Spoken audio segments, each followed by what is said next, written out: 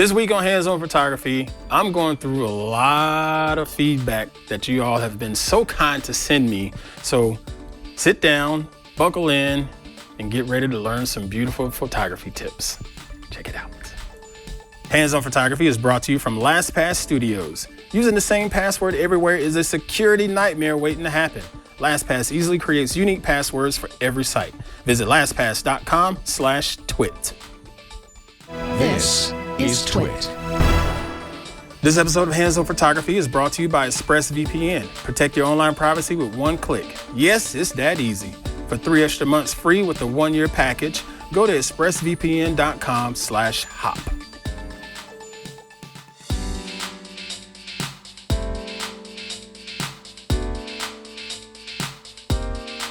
Hey folks, I'm Pruitt. This is Hands On Photography at the beautiful LastPass Studios here on TWiT.tv. I hope y'all are doing well. I'm unbelievable as always.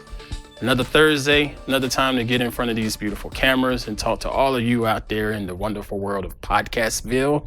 And we're going to talk some good old tips and tricks and different little ideas to help make you a better photographer. Whether you're using a smartphone, whether you're using a fancy DSLR or mirrorless, doesn't matter.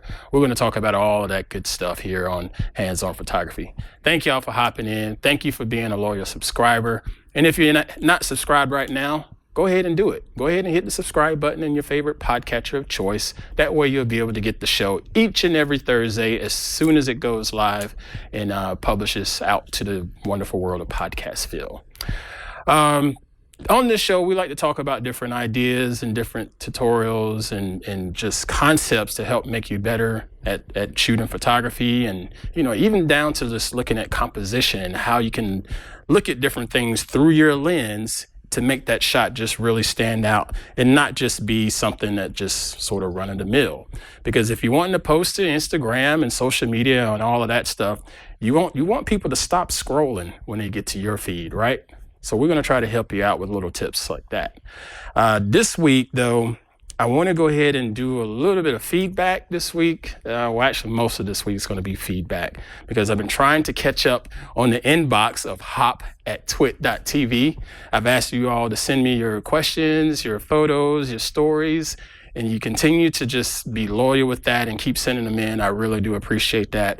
And I wanted to take this week's show to dedicate it to you all and just go through some of the things that really pique my interest, if you will. And also, I want these things to be a bit of a teachable moment and just share some different ideas for the other people that are out there watching the show. So we'll get into that momentarily. But I wanted to share a little bit of news with you all. You may or may not have heard, but as of last night, about 11 o'clock p.m. Eastern time, Canon announced a brand new DSLR. I put it over on my blog at antpruitt.com. Canon announced a brand new DSLR. No, I'm not talking about that $6,000 1DX. No, I'm not talking about an EOS R or an R5. I'm talking about a Canon Rebel T8i. Now, most of you folks watching Hands On Photography, this is the type of camera that would be more so of your speed. This is a sort of a hobbyist and enthusiast camera, not necessarily a beginner camera, but it's definitely a good step up from people that are just going out grabbing, sort of a inexpensive point and shoot or using their smartphone for photography. You're going to be able to attach any Canon glass to it that has an EF mount or EFS mount. You're going to be able to shoot 4K video on this thing. Now, Mr. Victor, when I got my first DSLR, 4K video was nowhere near the mines. No, for us. We're lucky to get. That's still a dream for me, even on my DSLR. Right. Now, so. I mean, I think we had to be happy with getting 720p, right? Yeah. That was it. But Canon is putting this out. This is, I was able to speak with them at CES and saw this device under NDA and under embargo and all that good stuff. So I couldn't talk about it, but it really did excite me to have that device in my hands and play around with it for a few minutes. And I believe you can get the full kit for $800, or if you just get the body, I think the body is like $700. I can't remember offhand, but it's in my blog post, antpruitt.com. Go check it out there. may be something of interest for you folks. Man, 4K video for a mid-tier hobbyist enthusiast camera. Yeah. That blows my mind. Blows my mind. What's cool about 4K that like some of my friends that are would get into photography, and then they have like these kind of where you can work with a big frame. Like I tell them, don't worry. Like if you're filming your kid's recital, don't worry about it, because in post you can just you can crop like it say in. make it 720p and then bring it in, and you still have a nice picture. Yeah, and you don't lose any quality at all. Oh gosh. Yeah. That's I'm a little jealous. I'm hoping Canon will send it on over to TWiT Studios here soon so we can play around with it and do a little segment on it. Let you see some stills, let you see some video. We'll see. I've reached out to them, and hopefully they'll get back to me pretty soon, and I'll just keep you all posted. But yeah, check that out. All right, so now I want to go ahead and get into another bit of feedback. I get DMs and tweets and things like that on Twitter and Instagram, and some of the feedback I'm noticing, I could tell that folks are still a little bit behind on some of the episodes of Hands-On Photography, and that's totally fine. I get that it takes a little bit of time to get through your podcast queue. I'm the same way. And I've noticed a couple of the same type of question and theme, if you will, where people are they're a little bit unsure about some of the post-processing steps that we talked about inside of Lightroom or inside of Photoshop, especially when it's dealing with exposure. Because they say they pull their images in and they put it in Lightroom and they try to move the exposure down a little bit, and it's still it's way too bright or it's way underexposed. And my response to everyone that has brought that up is, how is your practice going? Okay. Now let's go all the way back to I think it was episode 5 or so here of Hands-On Photography, where we talked about the exposure triangle and just went pretty in depth about what happens when you change that aperture setting, what happens when you change that shutter speed. And I highly, highly recommend, if you can't just go out and shoot in public and change your shutter speed and things like that to see what happens, take some time in your house. Make yourself your own little personal home studio. And it doesn't have to be big. It could be as simple as your desk. It could be as simple as the counter in your kitchen. And just sit something on there. It could be your mouse. It could be a glass of water, a cup of coffee, anything. And if you have some additional lights, whether it's a torch, flashlight, or something like that, or just the regular lights inside of the room, window lighting, take all of that stuff into effect and sit down and spend a good solid hour. I want you to commit to at least 1 solid hour of going through and changing all of the different settings from shutter speed, fast or slow, aperture, wide open versus closed down, ISO, super low versus super fast, up to 1600 or 3200, and just see the difference. And the more you play around with that stuff, the more you spend time practicing, it's going to make a lot more sense when you go out into the real world. I promise you. But it's not going to happen in a couple weeks.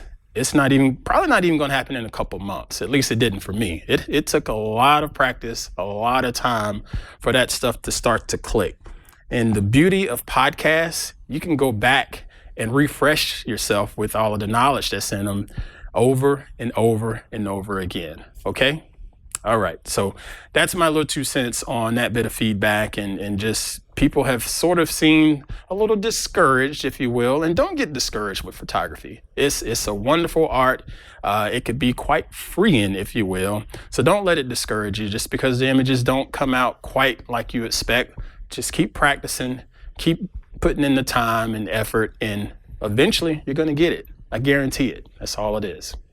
All right. So before we get into the rest of the feedback, we're going to take a few minutes to thank this week's sponsor of Hands-On Photography. This episode of Hands-On Photography is brought to you by ExpressVPN. ExpressVPN doesn't log your data. Many free VPNs make money by selling your data. They've developed a technology called Trusted Server that makes it impossible for the servers to log any of your info. They're super fast too. Protect yourself with the VPN that I use and trust. Use my link, expressvpn.com/hop today, and get an extra 3 months free on a 1-year package. That's expressvpn.com/hop. Visit expressvpn.com/hop to learn more. Thank you very much, ExpressVPN. All right, so let's go ahead and dive into the mailbag, if you will. It's been fun going through all of these emails that were back from October of 2019. And man, I am really behind. My apologies, but I really do love all of this feedback. The first email is going to come from Mr. Nick Burke. And on Instagram, give Mr. Nick a follow. That is Nick USPGA. And the image that was sent to me is unbelievable. I'm going to pull it up here on my screen right now, Mr. Victor. This was taken at Pebble Beach here in California. Unbelievable. And it was shot with an iPhone 11. I don't know if it's the 11 Max, but who cares? It's shot with the phone. It's shot with the phone. When it looks like that, it doesn't matter. Oh my goodness. Who cares what it was shot with? This thing is absolutely beautiful. When I looked at the EXIF data on it, I noticed that it was shot as a long exposure, meaning that it was at a 3-second shutter speed. So it was a pretty slow shutter speed. And with it being slow, you get this little bit of blur right here from the waves. And it's just beautiful. This looks like a beautiful painting. And you're thinking, man, a smartphone did this. Now, Mr. Nick, my question, because I looked at this EXIF data, 3-second exposure. Ideally, you're going to get a really, really bright image the more you slow that shutter down. Did you have some type of filter on the front of your phone? Was this shot later in the day? It almost looks like it could have been later in the day because you look at the shadows here and look at the shadows here in the water, like the sun is behind him in this shot. But I'm curious, 3 seconds is a long time and will usually give a super duper whiteout image during the middle of the day. So Mr. Nick, hit me back up here in the email, hop@twit.tv. Let me know, did you have a filter on this? And if so, what filter? Because the Hop listeners, they might be curious and want to see if they can do the same thing with their smartphone. And of course, I'm going to nitpick you a little bit. What am I going to do, Mr. Victor? Horizon? Yep. There we go. I had to do it to you, my man. There. Now, even better image. Mr. Nick, thank you. Thank you so much.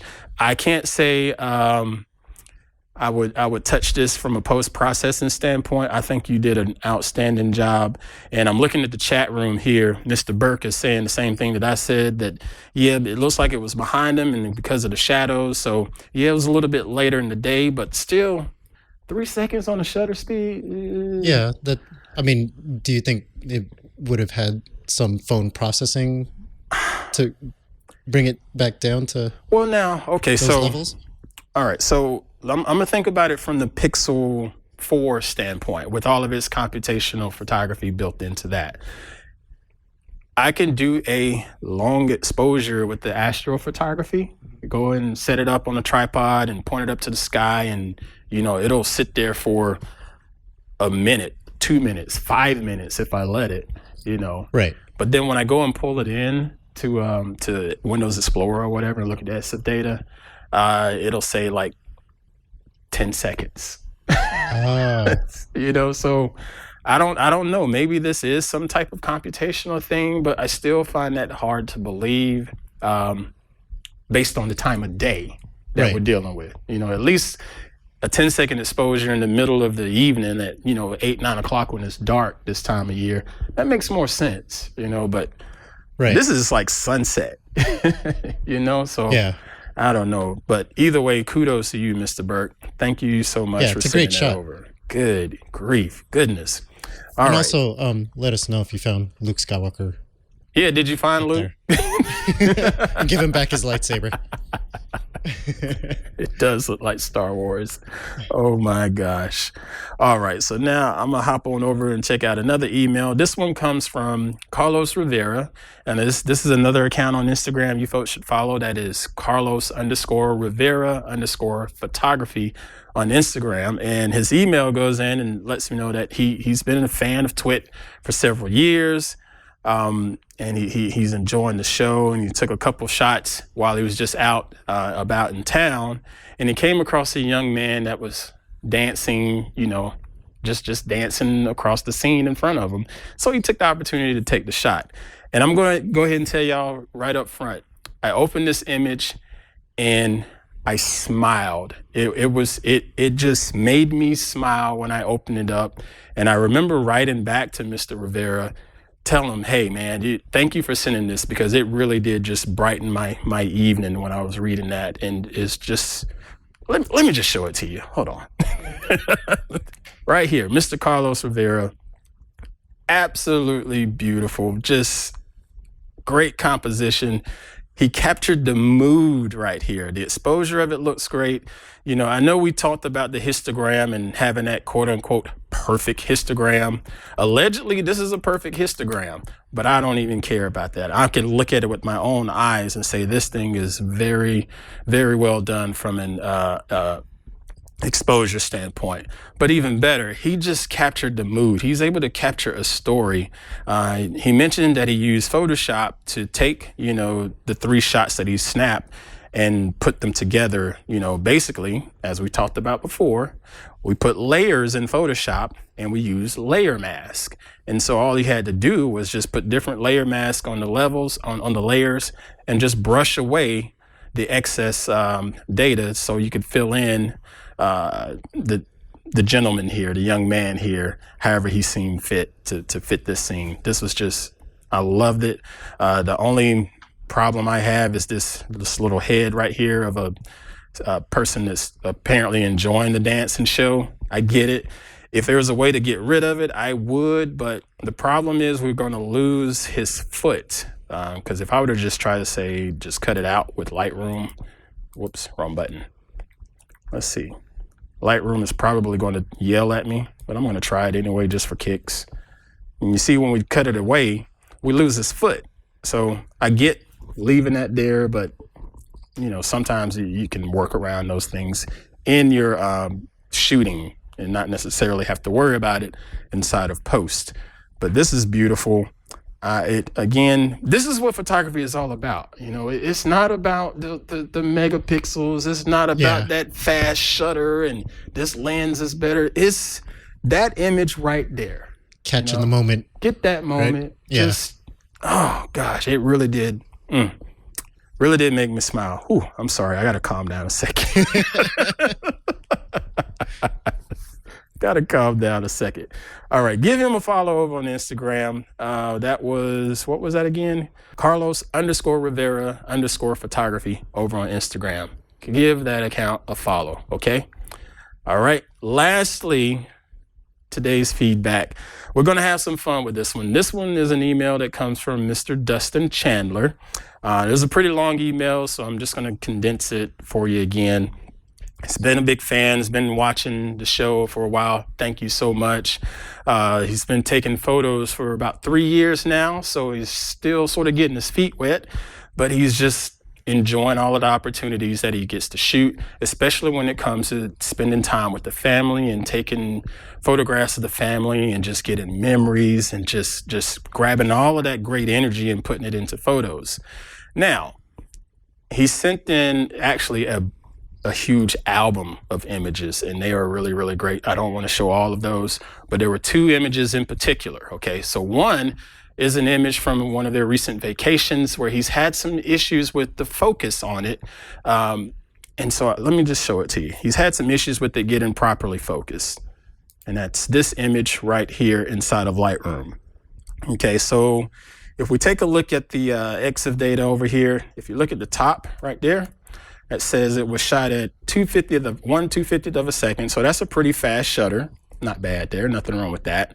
The ISO is fine. It's not super high, it's pretty low, so you're not gonna get a whole lot of image grain and noise. 18 millimeter focal length, so that's fairly wide, perfect for a landscape. But again, the focus isn't right. So I was just going to think, okay, what's the aperture and what's the shutter speed? The shutter speed is clearly fast enough. The only way you're going to get that much blur with a shutter that fast is he blatantly moved when he clicked the shutter, right, Mr. Victor? Yeah.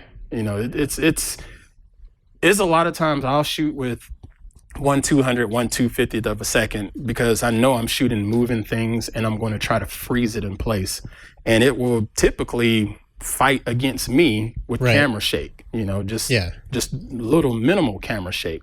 So I can't say that his shutter speed was a problem here. You agree? Yeah, I agree on that too. Yeah. So I went and looked at the aperture at f8. Ideally, the f8 is a pretty sharp aperture to be set for pretty much most lenses out there. It don't really matter if it's a kit lens or if it's a upper echelon L series lens or art lens or what have you. But somewhere around f8 tends to be pretty sharp in most cases, right? Yeah. So, and being that it's out in the day, right? Yeah, like, it should have been. So I remarked back to him. I said, maybe it's something going on with your camera's autofocus. It happens. It might have just been a little bit too slow and it just missed. I recommend using a back button focus, because a lot of times when you're using a DSLR, I don't have mine in front of me, but a lot of times if you're using a DSLR, and he was using a Nikon D7500, I believe, I can't remember, but it was a DSLR. A lot of times when you're using a DSLR and you're holding that shutter button about halfway, it'll go into metering and it'll also activate the autofocus. And then when you fully click the shutter, it snaps the picture.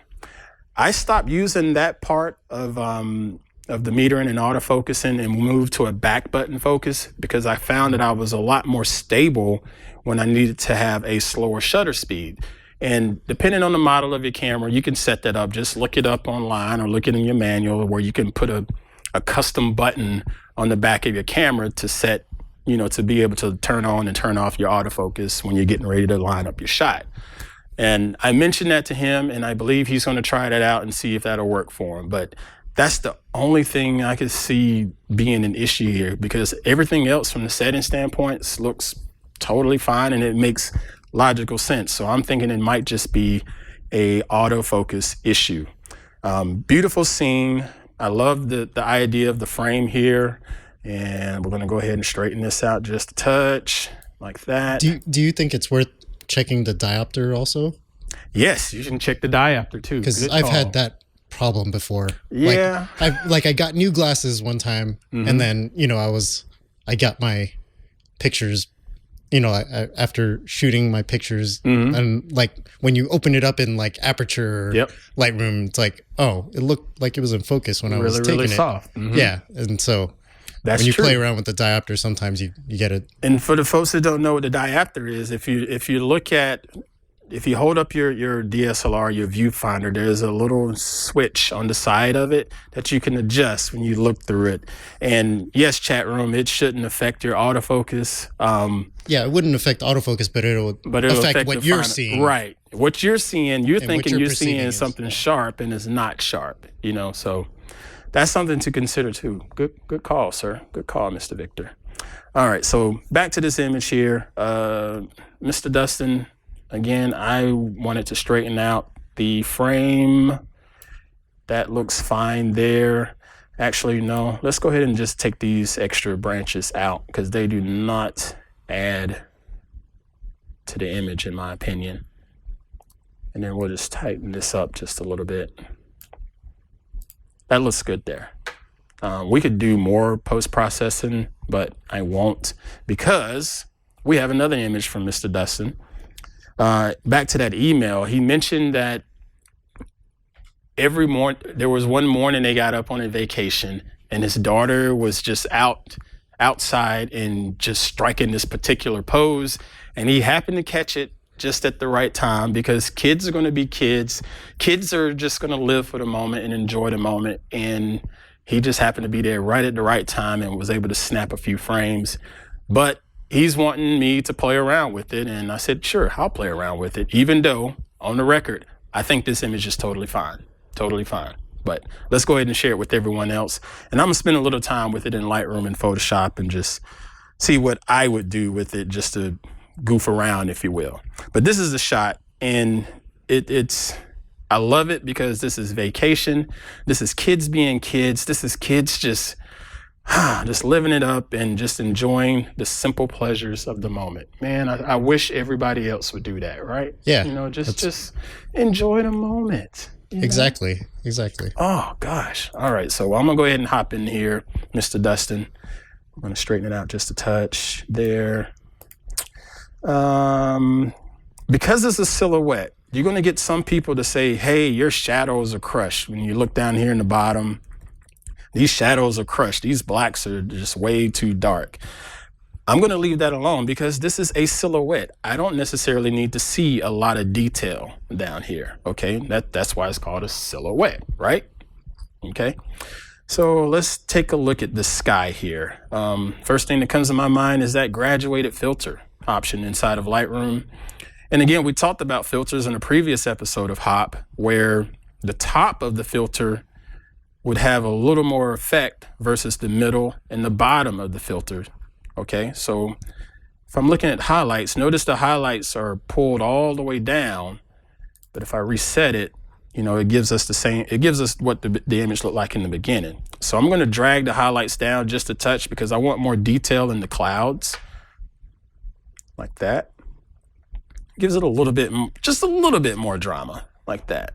Okay, and maybe take the exposure just a touch there. All right. And notice when I did that, none of this down here at the bottom was affected. It was only affecting up here at the top because that's how this tool is designed. It's a graduated filter. It's only going to affect mostly at the top and then just gradually fade out to nothing being affected in that particular tool. All right. So that's taken care of there. All right, so now let's take a look at some of the clarity just to sharpen it up just a touch.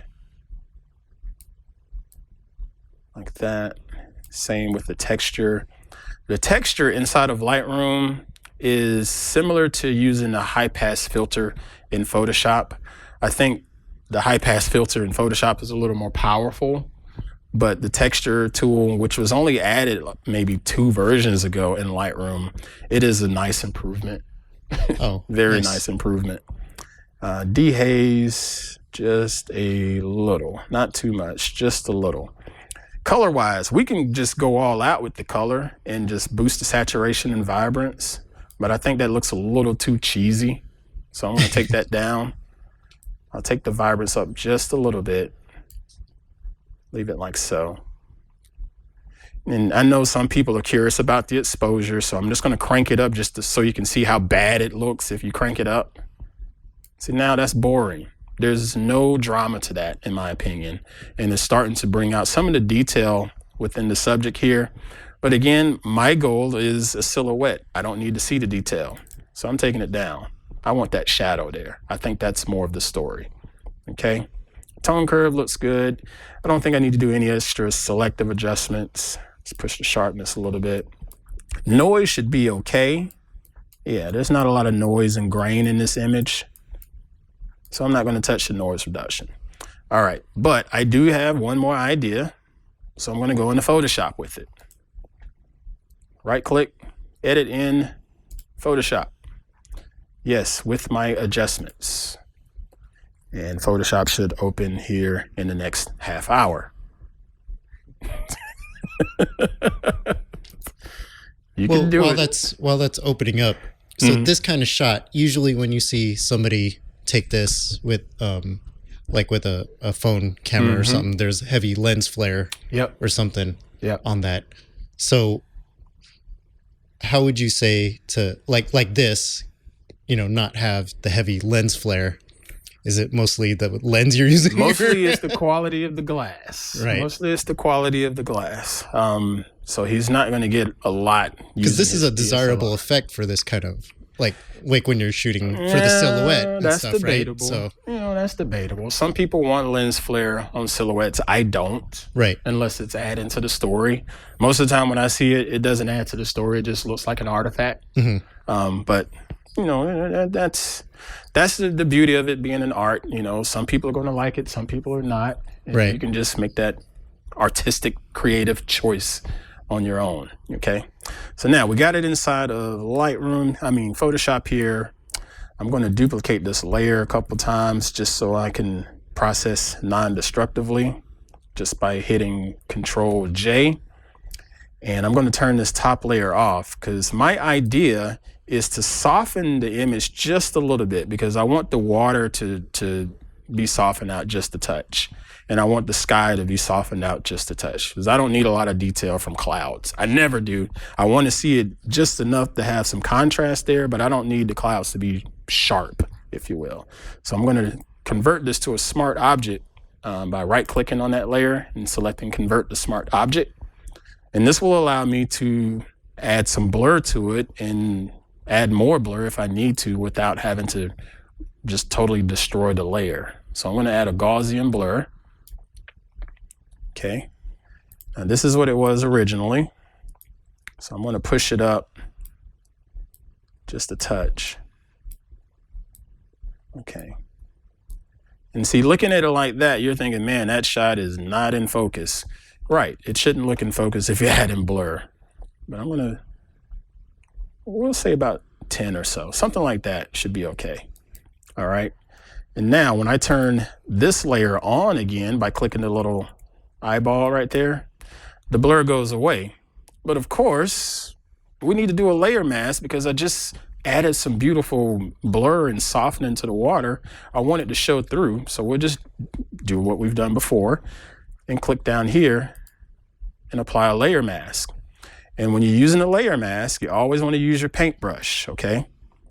And I'm going to use a soft brush. Notice the hardness is set to 0, okay?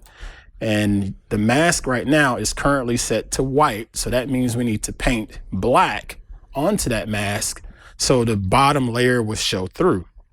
Now I'm gonna go ahead and give you a little bit of a tip with regards to your paintbrush. If you look up here at the top, you have these additional settings. You have the opacity of it and you have the flow of your paintbrush. I highly recommend when you're dealing with retouching, turn the flow down. And I'm talking maybe 10%, something like that. So that's basically saying 10% of my paint is coming out of the brush. That's the best way I can put it in layman's terms. But the beauty of that is it allows you to keep reapplying to the area and it gives you a little bit more control. So if I just brushed over this area right here in the water one time, gosh, I'm using a mouse and that felt weird. Get out of the way, mouse. We need our Wacom tablet here. There. Oh, stupid mouse. All right. So now I'm using my tablet and I just brush across the screen and you barely see any change there. And the more I brush, it'll start to come through even more like that. See?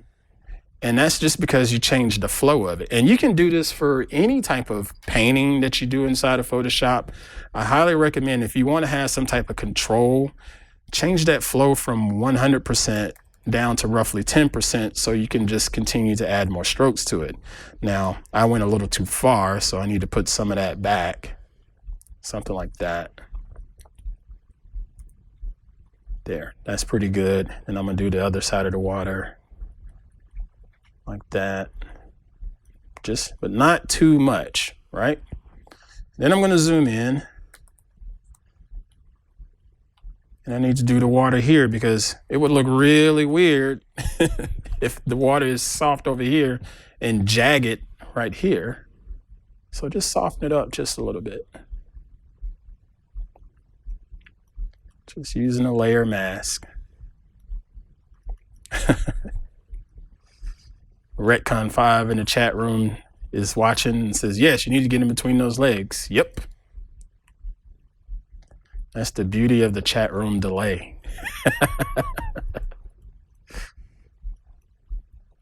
And we're just just a touch. It doesn't take a lot. We just want to soften it up just a little bit. I think that gives it a different mood. Okay, so let's pull out of there a little bit. I missed a spot, so let's get a little bit closer. And I'm going to shrink my brush down a little bit.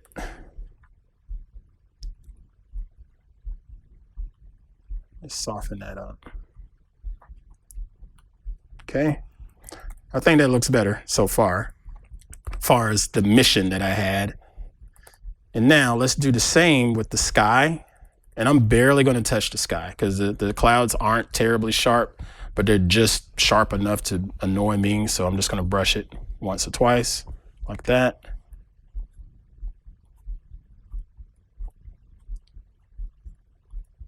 There. See, we still have a little bit of detail, so you can see the different levels of the clouds, but they're not ultra sharp. What's sharp right now is his daughter here. And I'm just going to paint in white on the daughter just to make sure none of the mask was affecting the daughter. And it looks like some of it did. Okay. Whoops. Don't do that. Stay on your layer mask when you're brushing. Like that. What you thinking, Mr. Victor? Looking okay so far? Yeah, looks good. All right, so now Adds more depth. Yeah, right. That was the whole point of that. It really makes the subject stand out more by softening that background just a touch. Now, there's a couple more things I want to add. I'll see if I can do this quickly so we don't make this an hour-long hands-on photography. I'm going to add a layer here, and we're just going to have a little bit of fun. The sun is right behind her. I say let's bring that out just a little bit more, the light from the sun.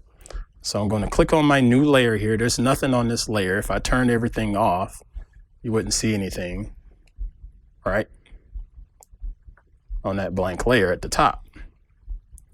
But what I like to do is take that sun and make it just a touch bigger. So I'm going to hold down the Alt key on my keyboard, or Option if you're on the Mac side of things.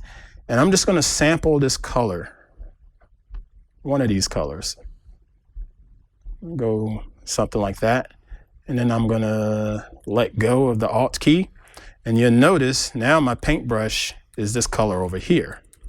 Okay. And I'm going to make the brush really, really big. Really, really big. Like so. And then I'm just going to dab on the screen. Like that. Okay. And what that's doing is giving me a little bit of haze. And it's also giving me a little bit of fake lighting. A little bit of a fake glow on her. And I know this looks crazy right now, but trust me. All right, so we got that there. And then I'm going to change the blend mode over here on that layer. Let's say like screen or lighten. I think lighten looks better because it still gives us a little more color. Like so. And then we'll go back and do one more layer mask on that layer. Brush it in with black.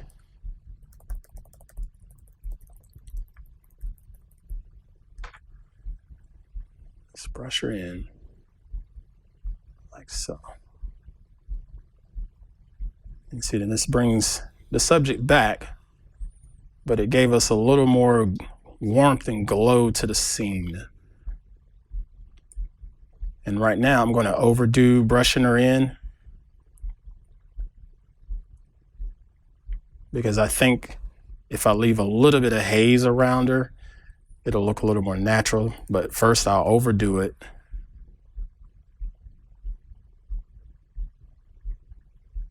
Like that. And if you look at the edges, you see the edges has the light sort of feathering around. That's what I was wanting, is this effect right here. See how it's sort of a gradient of light feathering around the body? I don't want it under the arm, but I want it on her hands. I want it on the face. I want it on the back. like that. And a lot of times, if you look at portraits, photographers will set up their lights with these big soft boxes. And what happens is when they use those big soft boxes, the light will wrap around the subject and not just hit directly. And so when it wraps around, it sort of makes them glow along their edges. So I want to do sort of the same thing here,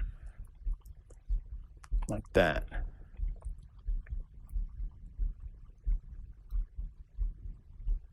Something like that. So when I zoom out, it starts to look a little bit better. It's maybe a little too much there. There we go. And again, because I had the flow set to 10% at the top there, I can, just layer it on with the brush. Like that. And I want to keep just a little bit of that haze down here. Just a little bit. Just gives it a little bit of a atmosphere like that.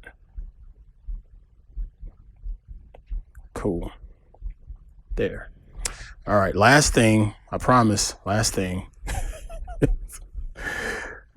So let's go ahead and hop back down to this layer. Okay. And I'm going to grab my lasso tool. Actually, this layer, sorry. Grab my lasso tool with the L on the keyboard, and just gonna draw around this here. Okay, and I'm drawing around that because I don't need it. So I'm gonna hit J on my keyboard, and that will take me to my spot adjustment tools, but I want to use the actual patch tool found right here. And I'm just gonna get rid of that. So I'm just gonna drag something like that. That looks okay. It still has a little bit of a shadow there, so let's see if we can repatch it.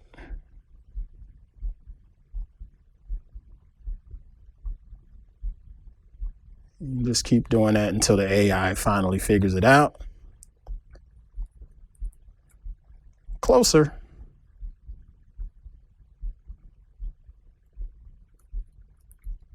A little closer, or I can just hit the stamp.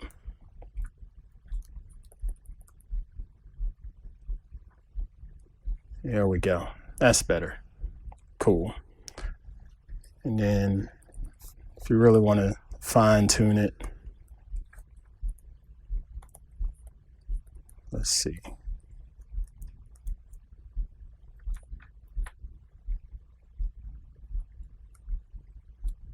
Whoops, didn't mean to do that. There we go. It's a little bit better there. Okay, but you get the drift. All right, so now I think we're pretty good to go here. So I'm gonna hit save, take us back to Lightroom, and finish this up. I'm just gonna add just a touch of clarity.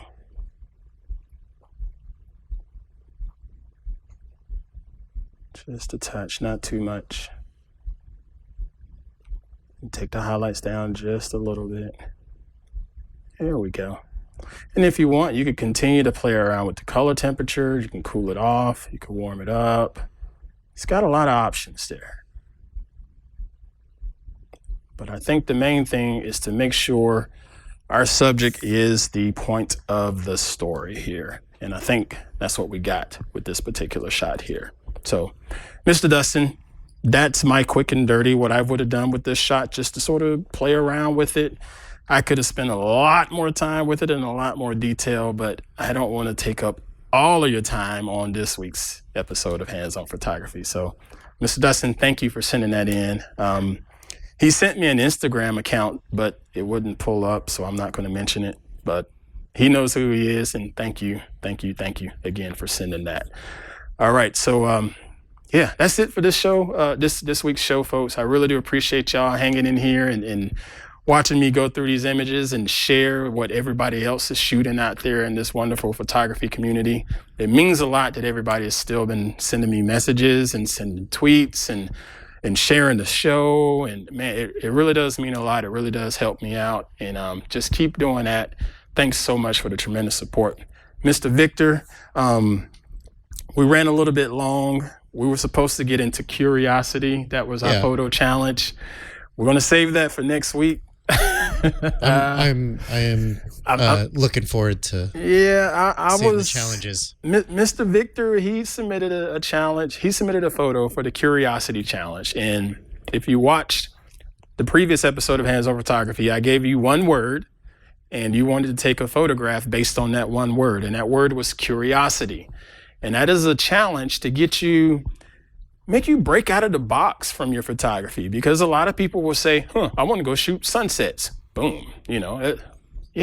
Everybody does that. I want you to think. I want you to figure out a creative way to show curiosity in a photograph. And that's only going to help you be a better photographer. It's only going to make your sunset shots look better, believe it or not. So try that challenge out. I'll continue to look for those in the inbox. So send them over to hop@twit.tv and help me out by putting curiosity in the subject line too. Please and thank you. There's a lot of emails coming in, man. Whew. Mercy, mercy, mercy. All right. Also, folks, before we get out of here, make sure you completed the TWiT listener survey.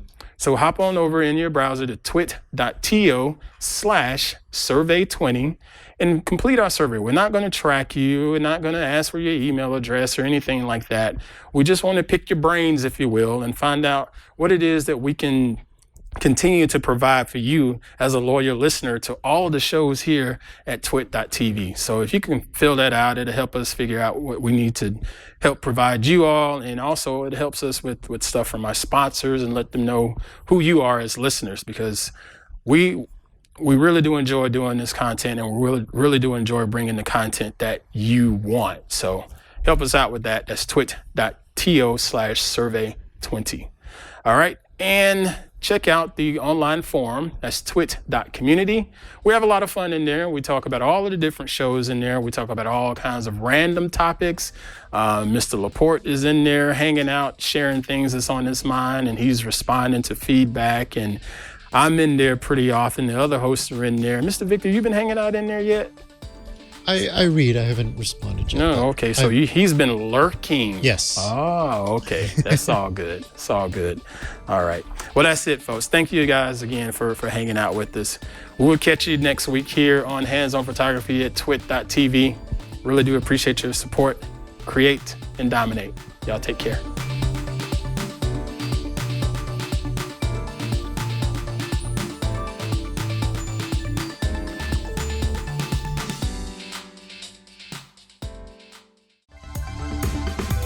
Welcome to Hands on iOS. This is the show where I'll teach you how to get the most out of your iPads, your Apple TVs, your Apple Watches, your iPhones. If you got an iPod, I can help you with that too.